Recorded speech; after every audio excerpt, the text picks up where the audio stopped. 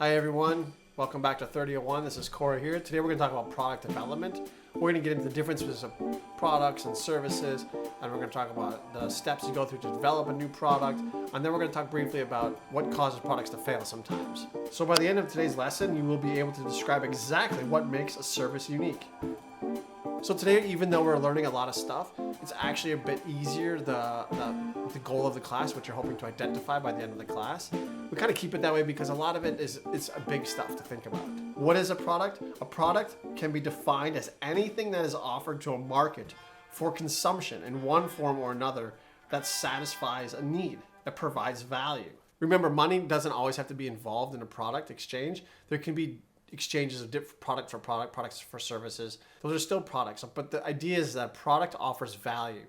I see value in something that you're offering, so I'm willing to give you something that you're going to give me in exchange. That's kind of the very basics of what a product is. There are two types of products. The first ones are products. Products are tangible. Tangible means things you can touch. And the second one are services. Services are intangible. It means things you cannot touch. So in very simple terms, tangible versus intangible. Tangible you can touch, you can physically actually hold it in your hands, and intangible things you can't actually touch. So you have products versus services, or products or services. And those are the two different types we're going to get into.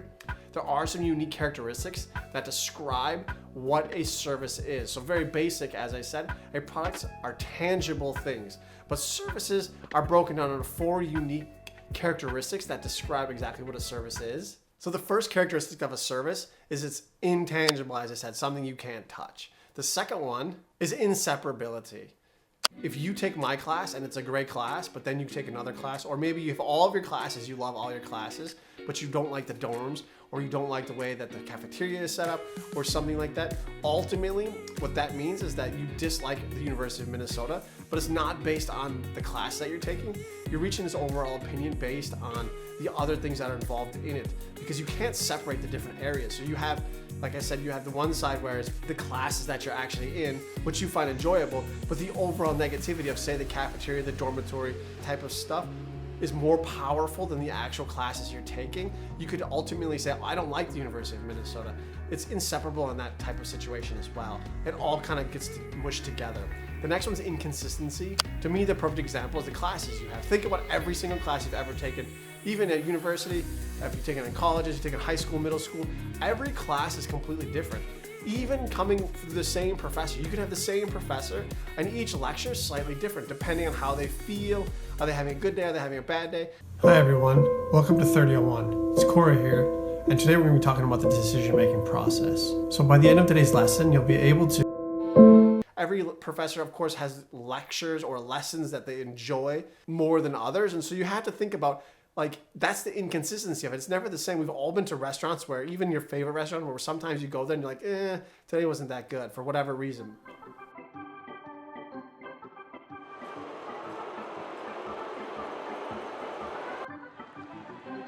But that's the inconsistency where you compare that to a physical product.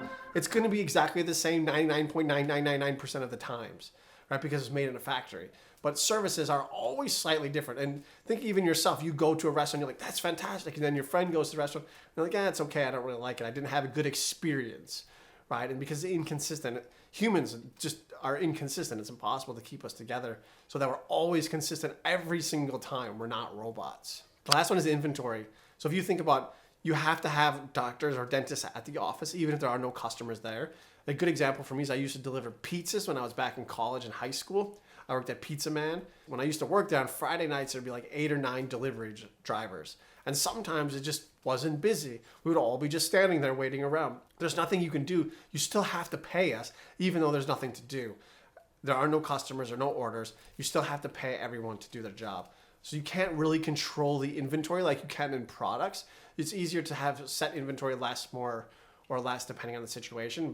And people, because they're involved, you still have to pay them to be there, even though if no one shows up. So one of the things I want you to think about when you're coming up with new products, as you start thinking about new products, there's so many different ways you can make new products that will help your company grow. But a lot of times you have to think about, what is the goal of the product? That's oftentimes one of the first steps you need to think about. I'm going to give you 2 different examples. So the first example is my wife and I with Catherine Gin. I did all the research. I came up with the product that I thought would work best for us. I crunched all the numbers on Amazon, I looked across social media, and I found what was trending, and I thought this is the product we have to have. My wife, on the other hand, was like, no, we need to have an eye cream. And I thought, like, why do we need a freaking eye cream? There's millions of them being sold. And she said, because to have a successful line, you need to have serums, you need to have face creams, you need to have eye creams. You can't be a successful skincare company without all of the boxes checked first. After you have all the boxes checked first, then you can start going off into these different types of products where you hope to try to make some money. So of course I said, okay, we'll do that way. And the funny thing is in the end, that product is our second best product that we sell. It's very successful compared to our other products. And we're extremely happy for it. And people now look at our brand and they think, like, yeah, your brand it's a real brand. It's legit. It's not just some made up internet brand. And the reason is because all the products play a specific role. You have to make sure you know what the role of those products are. And sometimes you do have to sacrifice a little bit, but you don't want to just chase, because then you kind of come up with a random mess and you have no fit to your company. Another example is a few years ago, I had a student in my graduate course who worked at Target in the sports department. And so his job was to actually go out and find the trendiest bike every summer. And so of course I asked, like, why do you do that? What's the point? Like, no one goes to Target to buy bikes. And he said the goal of the bike was not to make money. The goal of the bike is to bring customers into Target. Because think about this. Who's ever been to Target and bought one thing? Or who's ever been to Target and bought nothing? It's nearly impossible. You walk in there to buy one thing, you walk out with 10 things. And so they know this. So that what they would do is they would get the trendy bike, bring it in there with the idea that people will come to look at the bike. Whether they buy it, they don't buy it, doesn't make a difference. The purpose of the bike isn't to make money. The purpose of the bike is to bring customers into the store.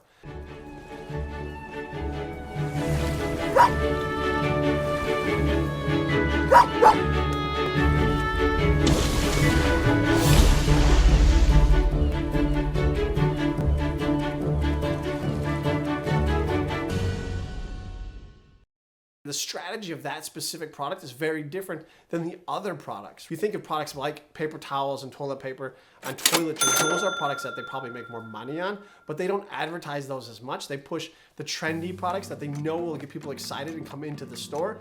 And then once you're in there, you think, oh yeah, you know what? I need some baggies, or I need this, or I need that. And then you pick those up before you leave. And that's how Target thinks about the strategy of coming up with new products. So every product's goal isn't to always make money for itself. So again, you have to think, like, what is the goal of this product? Is it to support our line? Is it to actually make money? Because of course there are a lot of products that you launch that the pure goal of that product is to make money, to make profit. And that's not a bad thing. But you have to think about, how does that product fit into our plan?